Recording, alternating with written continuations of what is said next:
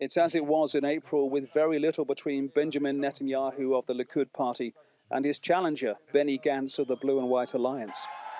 Gantz, a former head of the military, appeared out of nowhere last year. With no political experience, he rapidly rose in the polls, winning 35 seats in April.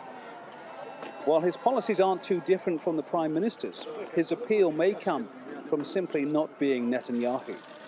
Gantz says he wants to unite a divided country while railing against corruption and bad governance.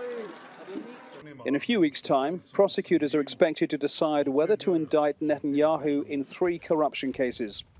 He's denied wrongdoing. He's called the investigations a political witch hunt. He's trying to galvanize his supporters, ramping up talk of the annexation of parts of the occupied West Bank, portraying himself as Israel's Mr. Security with some unexpected humor.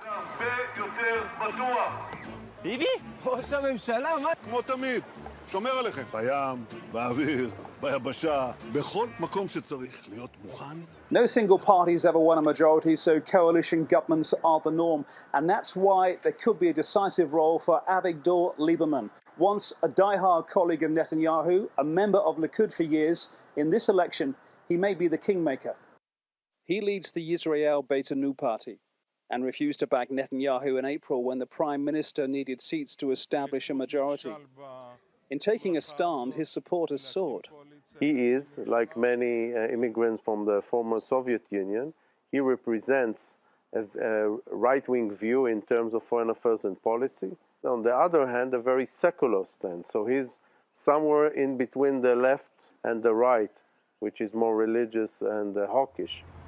And while there's talk from candidates about security, annexation of occupied land and threats from abroad, the one thing apparently missing from the dialogue is anything to do with the rights of Palestinians.